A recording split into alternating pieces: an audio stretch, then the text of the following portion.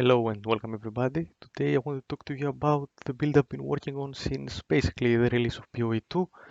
So what I've decided to do was before the game release to actually watch nothing on YouTube and to keep doing that until I basically finish the game, what I at least call finish the game, to complete the tier 15 maps or whatever was to be the highest map possible at the beginning.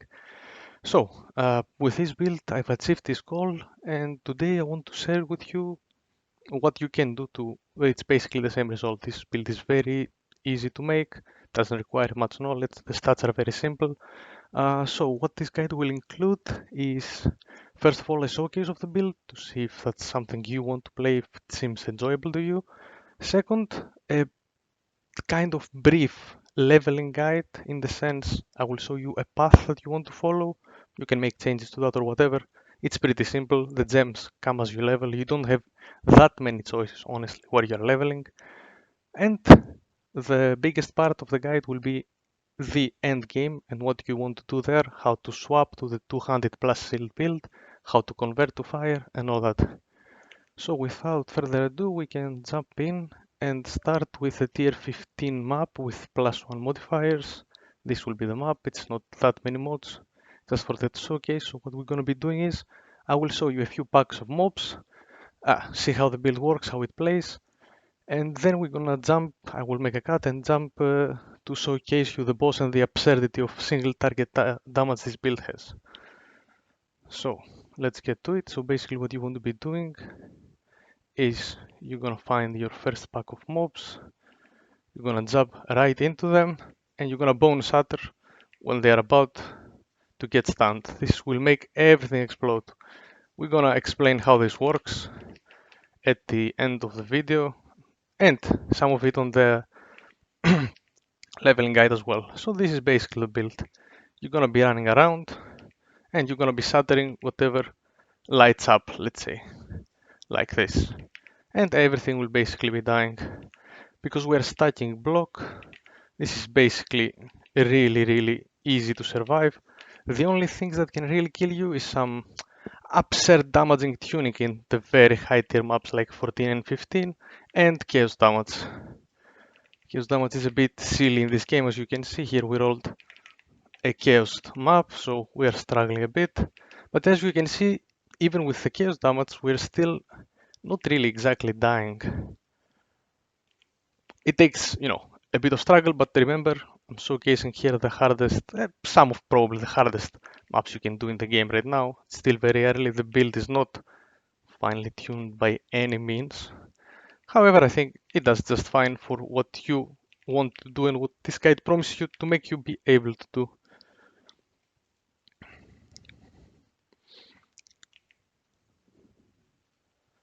So what I want to do is find a rare monster as well to showcase how we deal with those. It's not that big of a difference. There instead, we will try to detonate anything around them, perhaps get them stunned, and after that, we're gonna hit them with the Hammer of the Gods after we cast our Infernal Cry to buff it.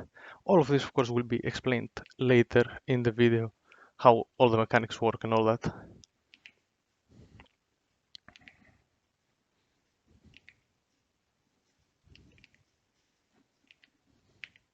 As you can see, the gameplay is very simple. I'm not doing anything special here. I'm also not fully clearing stuff just for the sake of your time. Like I just want to find the pack with a rare monster for now, basically. That's all.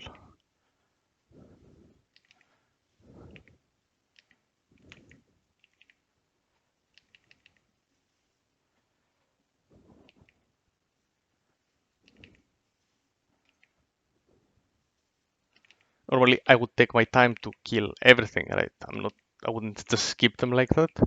But as you can see, even though in PoE 2, it's not quite that easy to usually skip monster packs with this build, and especially after the big buff we received with passive blocking, being able, oh, here it is. So here's a rare mob. What you're gonna do is, you're gonna use your Hammer of the Gods, you're gonna dodge around like you're playing Dark Souls, and it's gonna explode. I think it was actually two of them even, I'm not quite sure. So that's basically it. So I'm gonna make a cut here and I will see you again whenever I reach the boss. Alright, so we've reached the boss of this map. Let's see how this one is going to go. It's the snake lady. So basically we just do Infernal Cry and we use our hammer. And this is the damage we're about to deal. So as you can see on the top right over here, we've already dealt 1.3 million damage with our Hammer of the Gods. And this setup basically is made to just be tanky, not even really scaling damage. So that's why I'm calling it so absurd. When you see the skill tree, you will understand what I mean. So basically now the fight is over. She got stunned, she's gonna burn to death. And all it took to defeat a +1 tier 15 boss on a yellow map with just few modifiers granted, but still is 2 Hammer of the Gods. So I will see you again at the leveling portion of the video. Alright, so for the leveling part of the video, let's start off by showing you the skill gems that you want to be using. So in the very early game, your options are extremely limited. You will only be using those 3 spells, Earthquake, Bone Shatter, and Rolling Slam. Basically, the idea is that you will want to do what we were doing in the build showcase, that instead of lip slamming and shattering enemies, you want to be doing this. This is your Earthquake. Make the enemy stand, and then try to detonate them when they light up. That's basically the gist of it. For single target, I'm not gonna lie, you're gonna struggle a bit until you get to level 14, where you're gonna unlock Perfect Strike. This thing, from this point on, honestly unlocks easy game in this mode, in the sense you're gonna use this and bosses will die probably in 1 or 2 hits. I'm gonna showcase you how this skill works, so let's put it here. It's not really important where. We are gonna use window of opportunity. I will show you all the links right after this. So how do you use the skill? You're charging it up, and at the perfect timing, when the hammer lights up like this, you release it. You're gonna release something like a small fireball. You're gonna understand that this is how it works because the enemy will be ignited 100%. So if we check the skill, the perfect strike, what it does is it always ignites. Doesn't matter what, if you have less ignite on a skill gem, it will always ignite as long as you hit the perfect strike. This thing will literally, let's not be just push it too much, but it's gonna do a ton of damage on most bosses and it's gonna pretty much unlock easy mode for you on the bosses. To a point where I will tell you to slow them down a bit so you check their mechanics because you're gonna be facing them all the time in endgame maps. You kinda wanna know what they're doing even though this build is tanky. Some of the boss abilities, especially when you climb higher tiers like 13, 14, 15, can be deadly even with decent gear and very decent defenses. So the big abilities they do, you still want to dodge them. So apart from that, this is the first big point of your build. The next one is gonna be when you unlock a bit later Lip Slam. This thing, when I played the campaign before the buff to dodge roll, was basically what made the melee playstyle feel way better because before that, especially in some infamous probably areas in Act 2, I'm not gonna spoil anything in this video about campaign, but you're gonna feel what I'm saying perhaps. You would get constantly stuck, monsters would surround you, and at that point in the campaign, since you're using a two-hander, you're not going block yet, you're still like level 20 or so, you would get stuck and you would get killed. Lip Slam unlocks this for you. You can just Lip Slam away, reposition, and you're gonna be more than fine at this point. Um, after that, the only other big unlock we have, and this is when we're gonna transition our build to at least the fire variant, because before we unlock Hammer of the Gods, we don't need to really go for Avatar Fire. Avatar Fire is this node tree right here. Basically converts all of the damage we do to fire damage at 75% efficiency, and we deal nothing but fire damage. So the reason why we don't need this is because, as we said, perfect strike, the perfect strike part of the skill always ignites. So we have the ignite damage. We don't really need that from the tree over there. I will show you how we progress the tree while we level up until the point, level 51 that is, that we unlock our hammer of the gods transition to full ignite build, at least the early part before we transition to 200 plus shield. We're going to be running 200 for most of the campaign until early maps. The transition will depend. Either if you play SSF, it's going to be a bit harder to acquire the gear and the strength. If you play trade, the items that you can clear with this build up until even tier 12 literally cost 1 exalt per slot, and that is because people are not selling lower than that. If they would sell for the transmute, they would probably sell some of the pieces. You will see when we get to the end game part of the build. So for leveling, honestly, you're gonna struggle a bit in the start, but that's about it. After this point, you're gonna feel the build performs more than fine. So for the beginning of your campaign, you're gonna start with Earthquake. The most important links are going to be the fast forward. This basically makes your Earthquake, when you hit it like that, to explode faster. That's what the 30% less skill effect duration does for this skill. And the next support you want to use until you get access to Hammer of the Ghost is going to be Fist of War. So basically, every 6 seconds, one of your Earthquakes, instead of looking like this, it's going to look, let's add the support here. Let's charge it up. This is your Fist of War support. Now it's fully charged. It's going to look like this. It's going to be way bigger and it's going to explode in a way bigger radius. This is basically going to be your early clear with this build along with your Bone Shatter, and you will also be using early on as well your Rolling Slam for some extra damage. Here you can add supports like Brutality in case you don't have any elemental damage on your weapon, so you don't lose that. You will mix and match. It's nothing too complicated. You really don't have that many choices, and also GG has done a very good job of suggesting you very decent support gems actually. So you should have no issues with that. Um, after this point, whenever we get to unlock our next skill, Perfect Strike is going to be linked here with Window of Opportunity, and the next skill gem you will probably want to use is this one right here. Support skills have less chance to ignite, which is irrelevant for you in Perfect Strike because it always ignites as long as you hit the perfect timing window.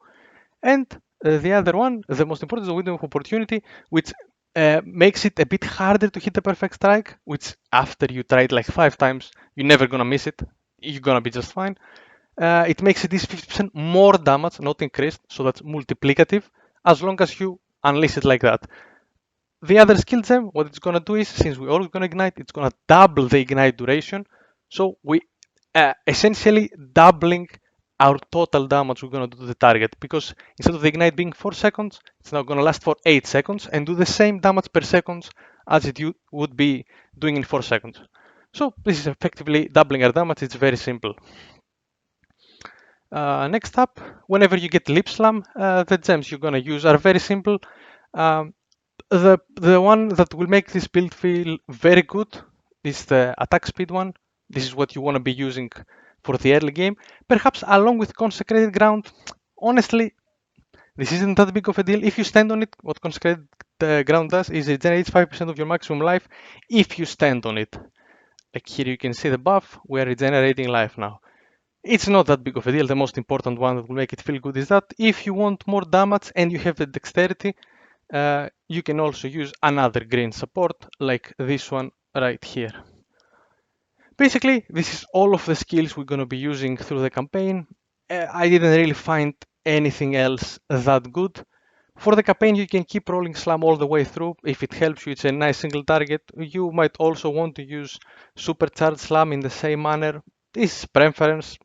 I mainly used for my campaign rolling slam all the way through until I got to maps, and I felt like I didn't really need it. Earthquake and lip slamming into bone shattering stuff, as you saw in the video, seemed more than fine.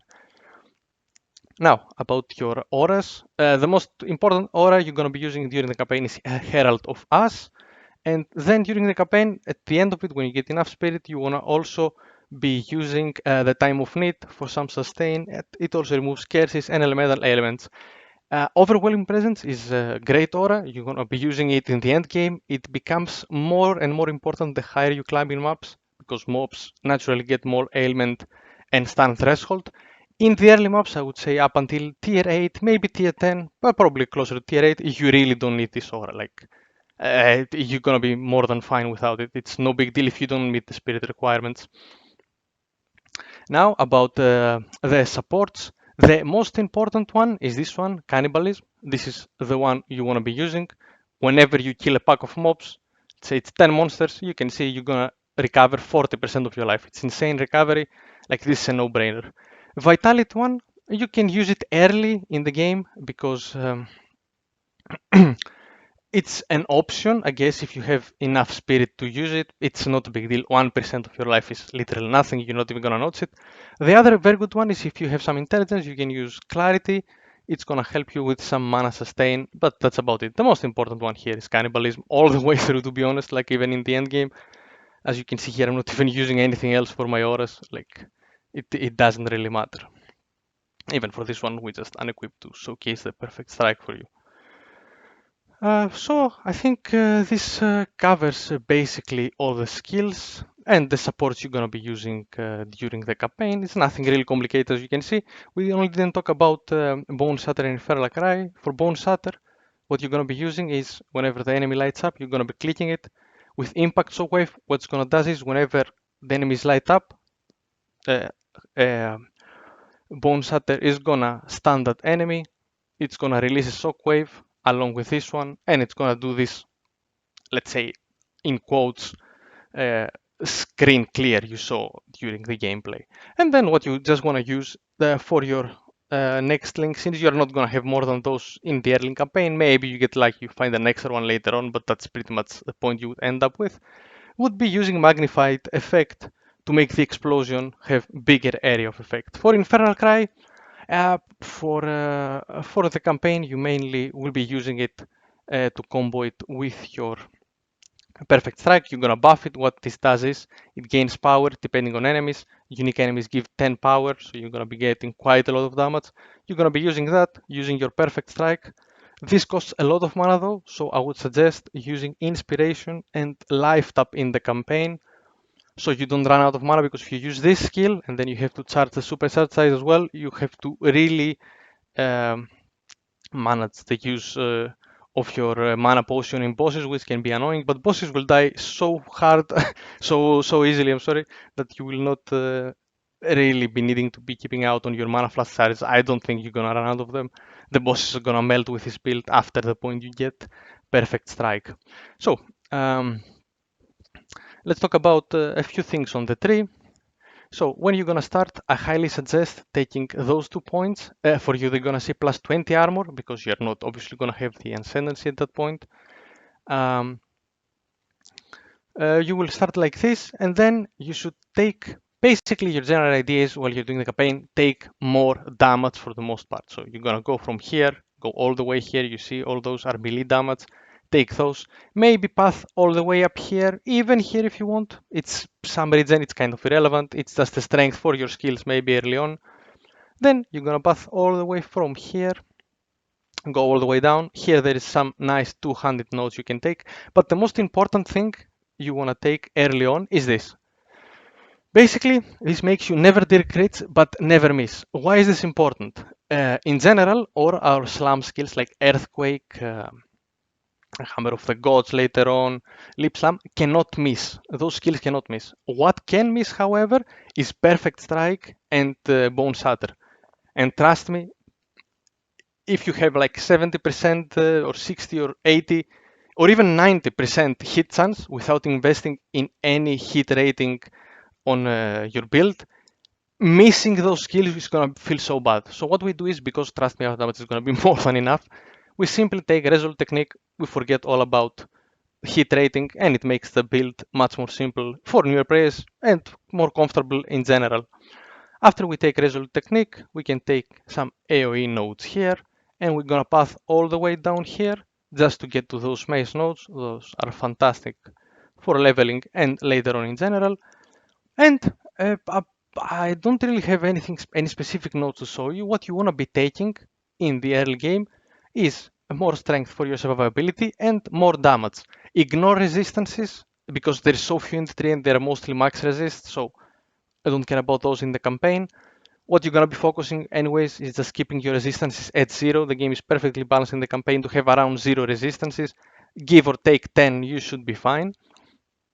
They get lower as you go. You're gonna notice those things. You're gonna adjust with the gear you find. That's nothing too hard to follow. And you also obviously want to be taking some stun nodes like this here to stun enemies more. They also exist here in the maces. You might also want to take this one. If you stun an enemy and you have a strike, it's not very worth in my opinion, but you can experiment. That's the whole point of this. Experiment with stuff. You can't really go wrong. Respec is very cheap. Don't be afraid to make mistakes. You're gonna learn from them. Now we'll go to the ascendancy part. If you decide to ascend in Act 2, I'm not gonna tell you how you do it. You're gonna find out your own, or you can look at other guides. I don't wanna spoil anything for anyone who just wanna go fresh here. First, you're gonna take Earthbreaker from your first ascendancy. Base will just give you some extra aftershocks. It's some nice quality of life. There is nothing really big to take. You could take life, but at that point, you're not scaling it that high. It's not that big of a deal. You're gonna respec it in Act 3 when you get your second ascendancy anyways, and we're gonna go for this one because it's mandatory. We don't really care. This thing basically all it does is add some extra inventory. And we're gonna take this one, 50% increase effect of small passives. Now, what does this affect? It does not affect small nodes in the ascendancy itself, nor does it affect points like small points like strength or big nodes like those. What it affects is those small ones. So if you remember at the start of explaining the tree, I told you you're gonna get plus 20 armor from these nodes you should take early. Here it's plus 30 because we get 50% extra effect. So basically, that's all about the leveling part. As you saw, we saw most of the skills, how you're supposed to use them. Uh, for the Hammer of the Gods, I didn't really show you the links because you can check them in the endgame build. I'm gonna have the exact same ones basically, and you get it so late that you won't have a problem. We can go through them real quick. You want to be using Eternal Flame to ignite. At this point, you want to use the Ancestral Boost and give it some extra damage either with this skill gem or um, or this one right here for extra ignite, or you can use the one that just does extra elemental damage. I don't remember where I have it. You will find it just 25% extra elemental damage. Since you're going to be swapping it Avatar of Fire at this point, it's going to be efficient. Same, basically exactly as this gem right here, since you're dealing no cold or lightning damage anyways. Um, Now, some tips for your campaign. It's really important to keep an eye on your weapon while you're leveling. Try to upgrade your bases. Uh, the the damage portion of the weapon is obviously the most important one. Use your runes in weapons you feel like you're gonna keep for a while if it's a big upgrade for you. Don't really hoard them. I mean, this is the runes I have at this point, and I have stopped picking them up. I don't even know how long ago. Like they mean nothing. You get way too many. Important items to get during the campaign also is stuff with sockets on them, so you can salvage them to get artificial orbs. These things will add sockets to your weapons, make it easier to get more physical damage. For resistances and all that stuff, while it's always obviously good in Path of Exile to have high resistances, as long as you are hovering around 0% until the end of both campaigns, you should be more than fine. Don't expect this build to be immortal or anything, especially if you're new. You're gonna die quite a lot. I died quite a lot while leveling, while I had to learn this build. But it's a melee build. You should accept that it's gonna be a bit harder to stay alive all the time in the early game. In the end game, as you saw, we're pretty tanky. We can jump in the middle of packs. We're totally fine. Now, one more thing about your charms. For the end game, we of course use a Chaos one to get our chaos resist to the cap as close as possible, as much as possible. But in the campaign, whenever you find it, if we go to the charms right here, you will want to be using the thing. Yeah, there we go. That grants you immunity to freeze for some quality of life or immunity to stun. Later on in the game, we have so much stun threshold in our endgame build, we never get stunned, so this is not an issue.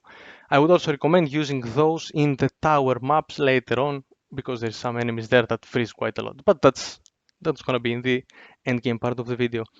Now, while you're leveling, you will always be wanna checking the vendors, see what they have for sale, check everything out, try to buy stuff, and you also can disenchant your items. Disenchanting a rare item would give me a regal shard, a blue one would give us the transmutation shards. Mix and match, try whatever you want to do. It's not that big of a deal. Now with the buff drop rates, I'm sure the campaign is much easier than it was in the start, so you should be totally fine there. Um, what else? Only one thing that's I'm gonna present it in a non-spoiler way. Just keep in mind, in Act 3, you're gonna have a very important choice, especially this is gonna be true in Act 3 of Cruel Difficulty, where you're gonna have to choose a specific reward that you cannot change later. For the normal mode, I'm just gonna say take either the elemental threshold or the mana regen for quality of life. Honestly, in the end game, we have no mana issues. I would personally take elemental threshold. I don't even remember what I took in this option at the start. I'm not gonna lie to you. I had no idea where this build was going since I was going in blind with it. And the most important part is for the cruel difficulty, where you're gonna choose the 10% chaos resistance. Chaos resistance is extremely valuable in the game. As you saw in the preview, the only thing we really took damage was those chaos explosions from the ground, even though we're very close to the cap. Like we have 48 plus 18, quite a bit of the time, right? This one has two charges. It recharges pretty decently fast when we kill stuff, and still we take a lot of damage. Chaos damage is really high in this game, and it's really hard to cap as well. Like you really have to. Oh, by the way, as you're gonna see in my end game gear, my gear is very average. Nothing costs anything here from what I have. But we're gonna go through all of these later. So I think that's about it for the leveling part. It's a very a brief one in the sense I'm not really going deep. I think it's better for you to explore some stuff. I want to give you a general idea how to move in the trip, but I encourage you heavily to go and read actually what's in the tree to understand. In the end game part of the video, we're gonna explain more about what makes the build tick defensively and offensively, so you can make even more educated choices on your part while you're leveling. In the end game, I pretty much have a build set out for you. You can use that. The gear requirements are very low anyways. So we will move on to the end game part of the guide. Right, so let's talk about how our character is most likely gonna look like during the end game. And let's begin with what I personally consider the most important thing for them all, especially as you go higher in maps. You're gonna start feeling that you're dying a lot unless you invest in your defenses. Defenses are the hardest thing to get. In this build, at least, I really don't know about other builds. I have not watched anything, so I really have no idea if this build even performs well compared to other builds out there. But what I can tell you is what I did with it. I cleared up to tier 15 maps. You saw around how it goes. It's decent. It can get you there. That's what I can promise you with this guide. So what I'm going to do here is I'm going to explain you what are the defensive layers of this build and how we scale them. So basically, the most important part is our block chance. This one we mostly get from our shield. The most important stat is up there, as you can see, where it says block chance. This is a flat chance we get. It's 42%, which then we go ahead and multiply from our tree to get to the maximum cap of 75%.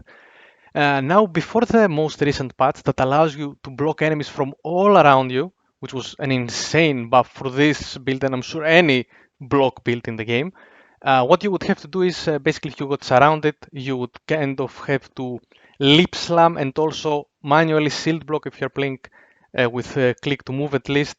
It was quite a bit clunky, I'm not gonna lie, it was very weird to play with it. But this will not concern you at all. Now you can block all the hits without having your shield raised, by the way, from all around you all the time.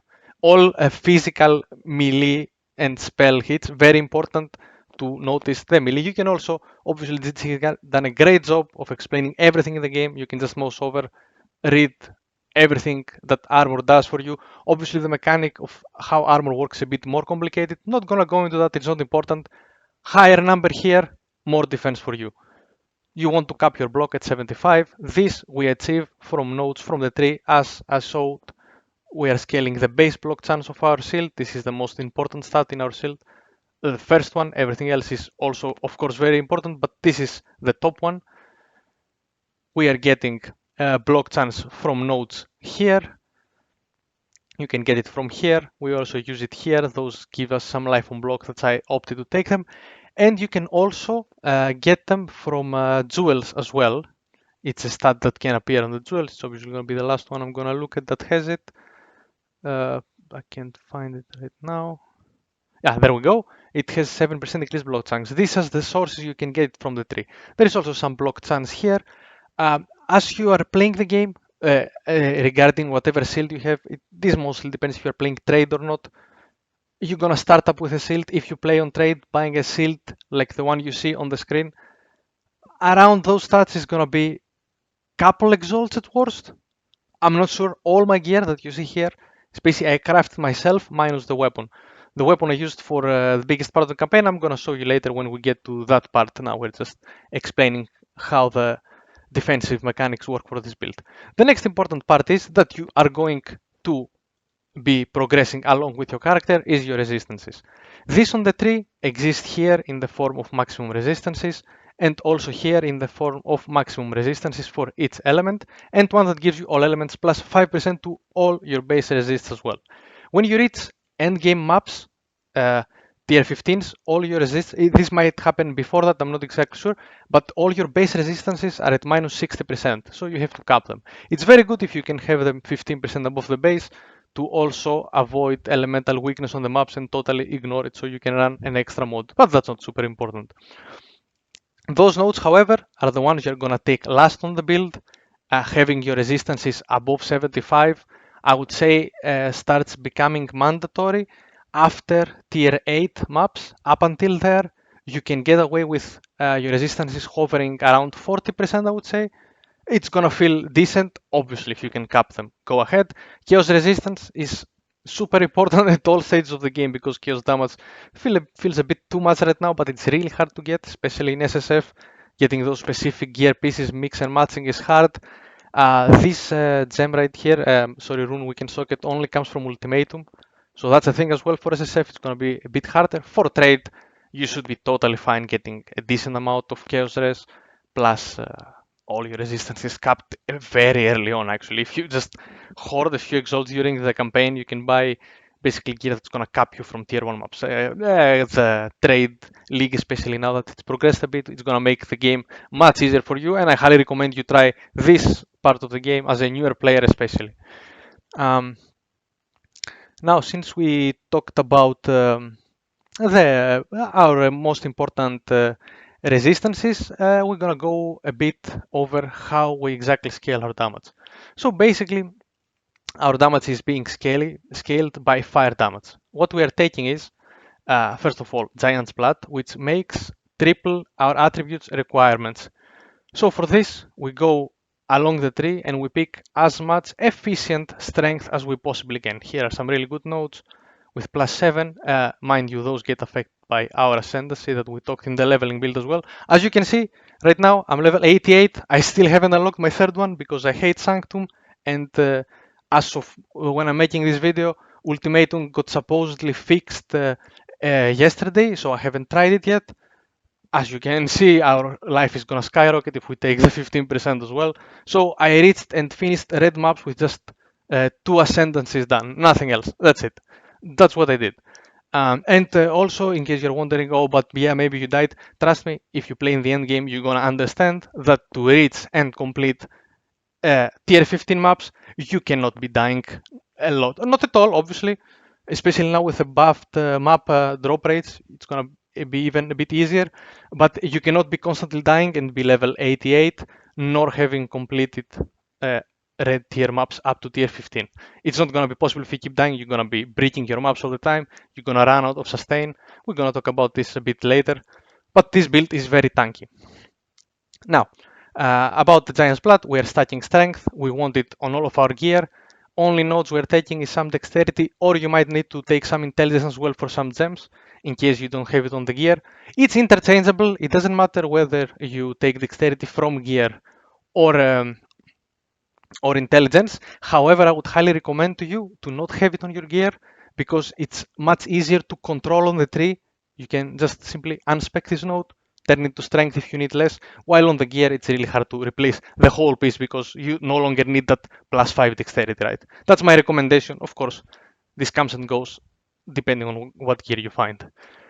Now, our damage scales by playing Avatar of Fire. We're converting everything to fire. As I said in the leveling build guide, I opted to go for your hits cannot be evading to make our Bone Shatter feel really good without having to invest in any hit chance at all at any point. So it makes gearing quite a bit easier. Um, and all we are scaling is Ignite for our Hammer of the Gods and our fire damage for the explosions of Infernal Cry and the Bone Shatter. As you will notice, as we go through the tree, we're taking mostly strength nodes, and 90% of the stuff I would say is basically defense. So here, it's some damage with strength. Strength is a very important stat. We take defenses for the armor. Some here we take this mostly for the strength and the armor. Honestly, the life regen means nothing. Here we take some fire damage. It converts to 8% of our physical to extra fire. This is very powerful. It's 12% extra damage basically. Here we take more block to cap. Block nodes, you're just gonna type block here and you can see where there are block nodes on the tree. Depending on the block chance of your shield, you will mix and match how much you need to reach your 75. Even, of course, being early in your maps, being close to 75, it's totally fine. You don't have to be exactly 75. 70%, 65 is still gonna feel great. Here, a very important note I want to mention is this one, defend with 200% of armor against it. It is extremely powerful note. You should definitely take it as early as possible. Here is just basically more strength. This basically makes us, I will say it in quotes, immune to stun. You're going to have so much armor, as you can see here. We are stacking all close to 12k armor. You are not going to get stunned. Like, it's more like if you're going to get stunned, you're going to die instead. Like, it's kind of insane at this point. So, here we just take some generic AoE damage. This is very good to take for the campaign as well. Here is a very nice strength cluster for us. Down here, this basically you want to take it later on in the game. This kind of nodes here, along with the extra resistance we talked about earlier. This should be your last nodes when you're gonna scale your resistances to the cap and beyond to make them reach 79, which is the max I've managed to get so far. These nodes here are experimental. I just didn't know what to do with them. I didn't feel like I need more defenses. Don't take them for now.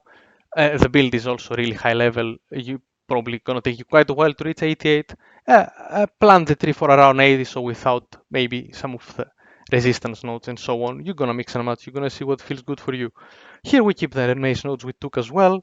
Here we take more survivability. This is a very good node. 15% of physical damage prevented. We get it back as life. Very good stuff.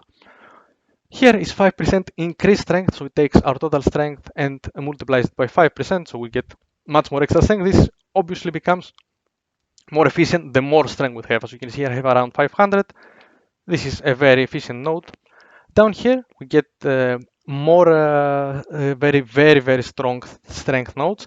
And now, in the cost of some mana, this might feel a bit clunky in the campaign. If it doesn't work for you, unspec it until you take Giant's Blood. You don't really need it anyways. You don't need that much strength. You obviously gonna need those nodes when you get Giant's Blood, but that's gonna be when you are transitioning two maps. That's when you're gonna have enough strength to equip your weapons. Your weapon, I mean, sorry, with the triple requirement. And that's when you're gonna be needing more strength. Now, about this node right here, if you read about it, it does increase damage, so it's not more multiplicative to be very strong.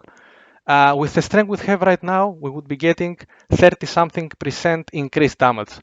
Compare this to something like this node here. We sure lose 50% attack speed, but we get 50% increased damage without sacrificing mana. At this point of the build, I'm considering it and I'm gonna try using it because mana is not an issue you saw from the gameplay footage. But early on, especially if you're not close to that strength and you have like 300 at the start of your mapping, it's gonna be 20% damage to the detriment of 10% maximum mana. Definitely not worth it. Don't go for it. But this kind of stuff is, as you play the build, you're gonna get a feel about them. You should read all the three, as I said. Don't take my word for everything. Read them yourself. Maybe you find something better than I do. I have not looked anywhere on the internet. This is based on my experience, what worked for me. There might be people out there who play this build, play it a ton better. I'm just trying to give you my 5 cents to basically help newer players, which I saw a lot of complaints that are having issues playing the build. So Now that we kind of basically, I gave you a general idea how this build scales. Basically, our defense is block and armor, get as much as possible. Our damage is fire damage, get as much as possible in the form of physical or any other type. It's all gonna convert into fire. Now, about our gem links, basically there is not that big of a change from the campaigns one I showed you. Earthquake is something I rarely use, as you saw in the map portion. This is basically to maybe kill off some mobs that got left behind and I don't want to hit them and stun them. I just leave an Earthquake there. They die. If my loot filter shows they drop something, it's good. I don't really use this skill anymore.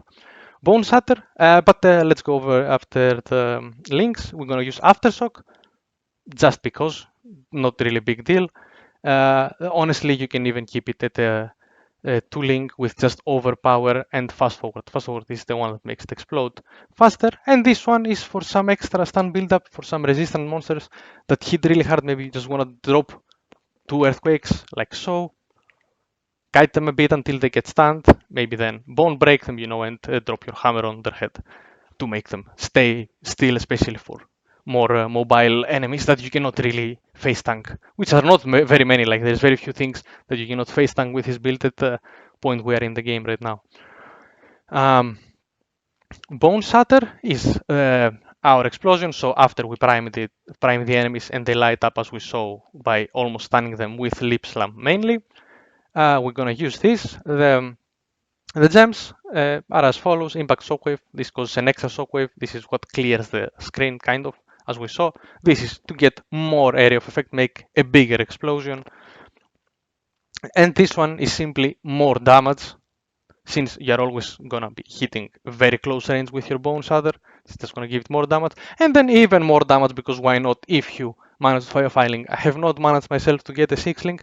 I mean, with the currency I could probably buy one. I don't know the price. I have not even checked them. I don't really care about it. I opted to play this build 99% with what I found, because I believe in this manner as well, you're gonna have an easier time playing it as well if you follow the same route.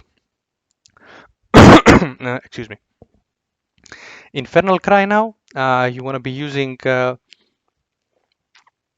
Premeditation with Inspiration and Life Tap. Those two things are quality of life. It's going to help you a lot with your mana, so you don't really care about having a potion or not. At this part of the end game, you're not going to even remember whether you have one or not. I'm not going to lie to you. And the important part is that you empower them as well. This is a very important gem to get quality as well. It gives you a ton of damage. But these things, you can read them, you can press Alt, you can see what they do. From what I explained to you, how the build scales, you're gonna understand very easily what helps you get extra damage. We're gonna skip the auras, we're gonna talk about them in the end. Now, Hammer of Gods is our big single target hit. It's basically, as you saw, basically kind of 2 shots bosses in tier 15 maps. Lower than that, you're legit gonna simply one-shot them. Our links are as follows. These are not in order of importance. Maybe I should actually do it like that. In my opinion, this is the most important one. Fist of War. This gives you 20% more damage and more area of effect. And since the skill has more than 6 seconds cooldown, this is always going to be up whenever you want to use it. Next up, as most important ones, I would use definitely Eternal Flame and Searing Flame. Interchangeably, I would say, perhaps probably this one is better, since it's gonna make it easier to ignite if you are lacking a weapon at the start that does good damage that you always ignite. And next, Eternal Flame and Fire Infusion. This is simply more damage. This is less chance to ignite, but more ignite duration, basically doubling our damage in the long run, since our ignite is gonna last twice as long. Supercharge Slam, I honestly just equipped this skill yesterday to try it out. I'm not even gonna mention what I have linked here, it's not important, in the sense that I don't really use it. I don't find a real use for it. I'm actually having, you could say, an open slot. I don't know what to use there. Shield Charge didn't feel good because it hits enemies. Knockback with it didn't feel good. I don't know. This slot is up for interpretation. Use whatever you want here if you want to use anything. And now Lip Slam. This is our mobility skill and our primer for stuns to detonate with our Bone Shatter. Here we're going to use momentum. Actually, let me put them in order of importance as well. Momentum is the first one. Martial tempo is the first one I would always get. 24 more attack speed makes this skill feel great because we're very slow with the two-hander.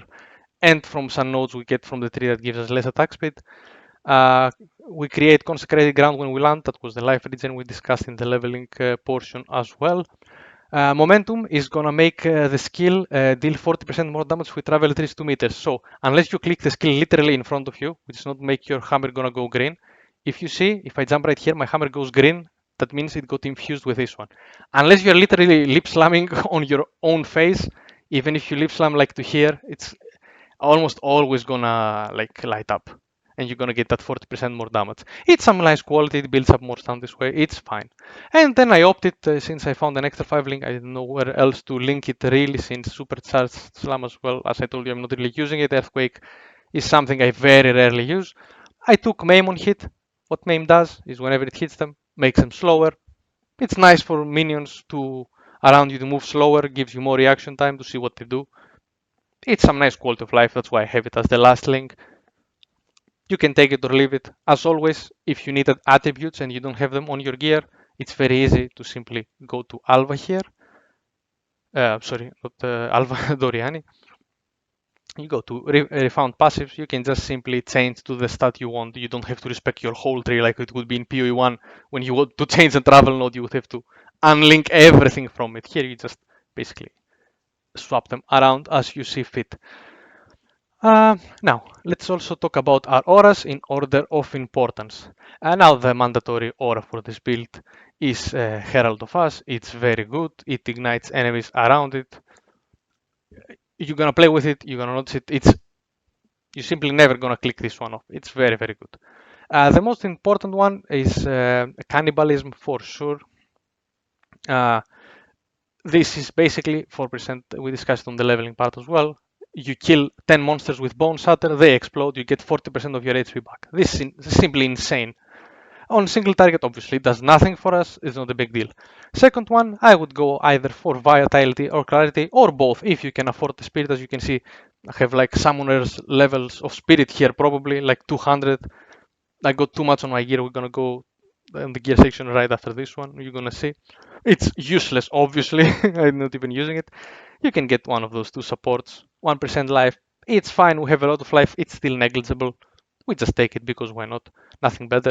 And we can also take Clarity for some quality of life mana regen. Not that big of a deal in the end game either. This will probably help you earlier in the game though. Next one, for up until tier 8 maps, the best one I would argue is this one. This gives you some life recovery, obviously lower in lower gem levels. This scales with your level. Unfortunately, I have not found a higher level or a gem because they apparently are kinda rare to find at level 18 plus. Anyhow, this simply gives you a timed life regen and removes scarce and elemental ailments. This can come in clutch sometimes with some freezes and so on. And the other one that you're gonna feel like you can use way more later on in the maps, because as you are either in the campaign or early maps, you stun and ignite enemies super easily. The ignite part stays strong no matter what, even in the end game with the Hammer of the Gods.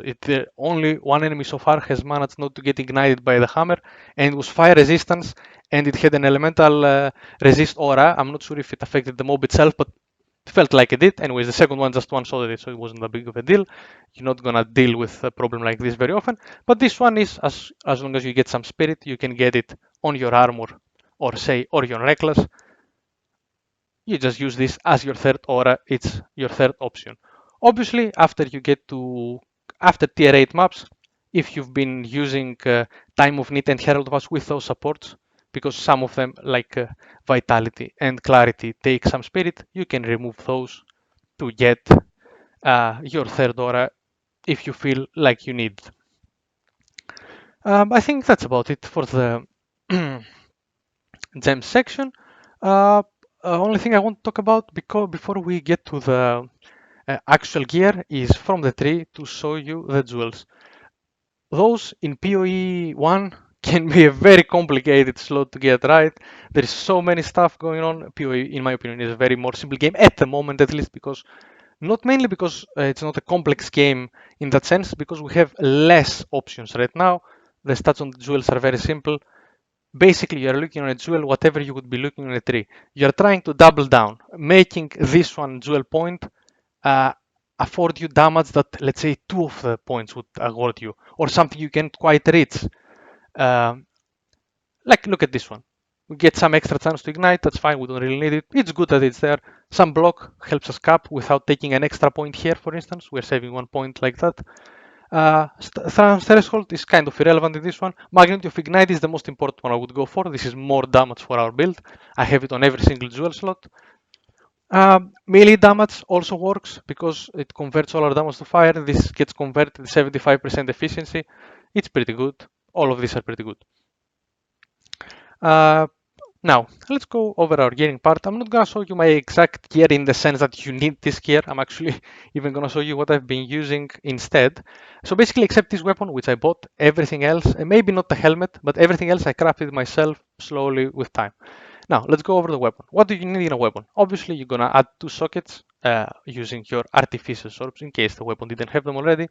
And the most important stats are our affixes, our prefixes, I'm sorry, here. We want to have physical damage, increased physical damage, and added fire damage. If any element, it better be fire, because I'm not sure how this is a problem. I don't know how to calculate this, but in Hammer of the Gods, we have this gem right here, deal 50% less cold and lightning. I don't know if this gem takes place in the calculation before the conversion. So maybe if we had lightning damage here, we'd deal less. I'm not sure. It's not that important. Just get a high phase weapon. This weapon is like 550 DPS. It's more than enough, as you saw, to clear tier 15 maps. This weapon costs like what, probably I don't want to talk exact prices because the economy is in samples anyways, it's going up and down. I don't know. This is a very cheap weapon. This is what I've been using as a comparison up until tier 12, and I was still one-shotting the bosses with this one. This one I just crashed myself. Look at it. It has nothing. Literally has increased damage. That's it. Anything else, it might as well be a blue weapon with 121% increased physical damage. That's all we care about from this weapon, nothing else. So as long as you can get something with high fist damage, you're fine. In the suffixes, ideally, what I would recommend would be to get strength, attack speed, and levels of melee gems. I think it can go up to +6, I'm not sure. Any amount you can get is fine. Even this weapon I have, I'm not gonna change it. I don't know how longer I will progress this character. I don't know what the end game after this is. I have not watched anything, so just finish this. It says to do this thing here. I don't know what it is. Gonna find out later probably. Um, so this is our weapon. For our helmet slot, it's pretty simple. It's gonna follow a pattern that we're gonna see throughout our whole gear. What we want is life, strength, resistances, high armor. This. Not in this order. Resistances obviously lose value after you cap them. Before you cap them, they are the most valuable stat you can get on an item. Don't forget something very important that let's take a good example here, my boots. So as you can see, they have mana, not very relevant. It's nice quality of life though. But as you can notice, they don't have any life. I didn't manage to craft ones with life, but don't forget that strength, if we hover over here, every point of strength gives us 2 life. So these boots are essentially boots that give 62 life, plus 5% if we convert it with a note here, but that's like, doesn't matter.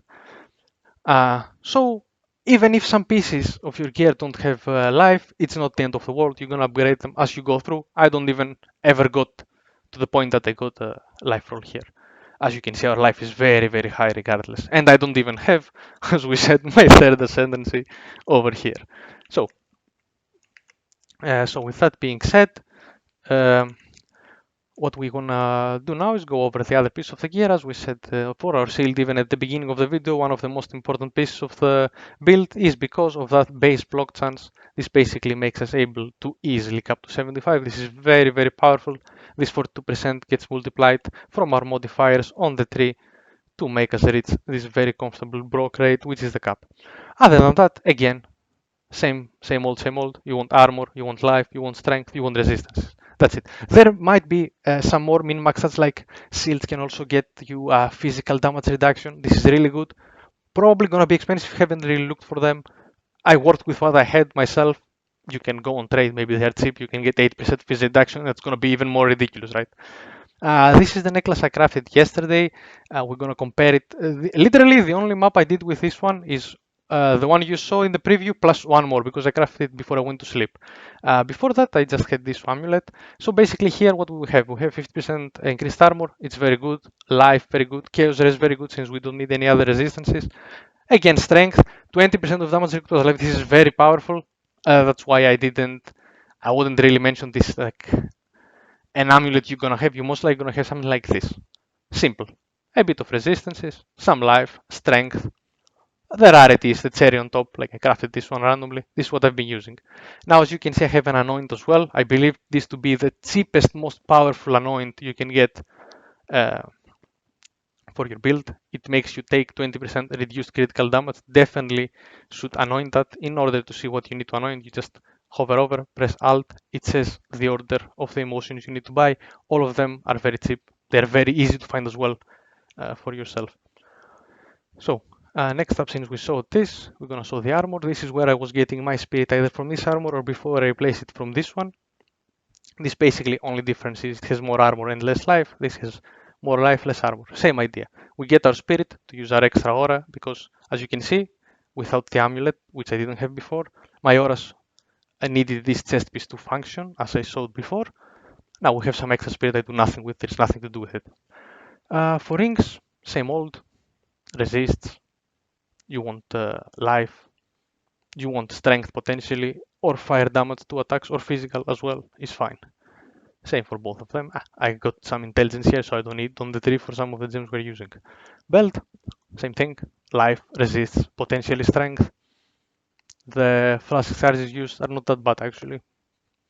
Nothing really too important you need here. All of the gear is focused on this principle. Life, resist, strength, and high armor. Same deal for our gloves. Nothing special. Some armor, some life, resist, and strength. The boots we already saw. It doesn't even have life here. Just the stats. It's pretty simple. Nothing too crazy. So this is basically the build. For life flasks, don't sweat about it. Use something like that. It's gonna work fine for you. Mana flask, 90% of the time you won't even use it. Get something with charges per second maybe. Not really big deal in the end game, not gonna lie to you. So that's basically pretty much everything. If you have any questions about the build in any of its stages, feel free to ask me. Maybe I forgot to mention some things that were obvious and I didn't think about.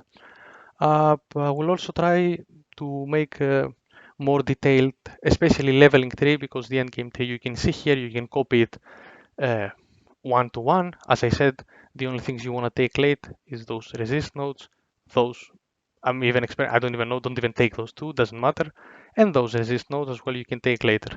Everything else you should have until you are level 80. Level 80 you're gonna be at early tier 8, tier 10 maps. It's gonna be pretty soon after you finish your campaign. Your build is going to be fleshed out and you're just going to be scaling more and more resistances. Since your damage with those nodes we took is going to be feel more than fine. Feel free to mouse over the build, check what everything does. Maybe you see something that feels better to you, give it a try, respecting as I said, like look at our gold here. And I also spent a lot of gold on other stuff, like it doesn't run out when you reach the end game. It's a bit more stingy in the early game probably. Don't know after the changes though. So, thank you very much for watching, and that will be it. Feel free to ask me any questions. Thank you very much.